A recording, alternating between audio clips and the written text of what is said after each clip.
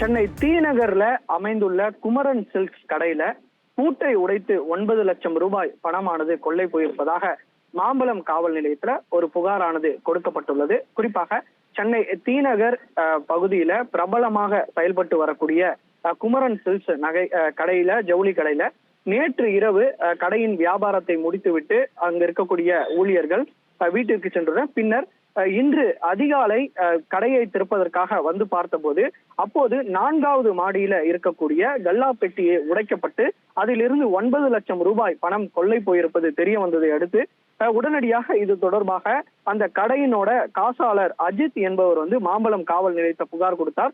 புகாரின் பேர்ல போலீசார் அங்குள்ள சிசிடிவி காட்சிகளை விசாரணை மேற்கொண்ட போது 4வது மாடியில, அதாவது சினிமா பட பாணியின் அந்த ஏசி பிளான்ட் வழியாக உள்ளே நுழைந்து 2 மர்ம நபர்கள் அந்த ஃபால் சீலிங்கை உடைத்து அதன் பின்பாக உள்ளே நுழைந்து 4வது மாடியில் இருக்கக்கூடிய அந்த காசோலை இருக்கக்கூடிய 9 லட்சம் ரூபாயை இவர்கள் கொள்ளையடித்து விட்டு தப்பி சென்றிருப்பது முதற்கட்ட விசாரணையில தெரிய வந்துள்ளது.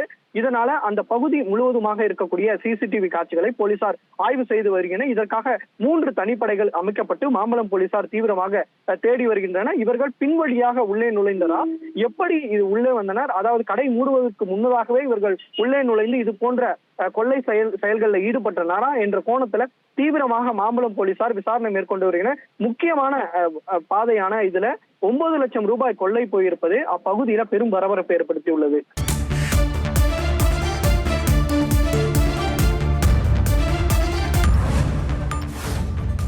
உங்கள் தந்திவன் தொலைக்காட்சியில் தெனாலிராமன் தினமும் மாலை 6 மணிக்கு காண தவறாதீர்கள்.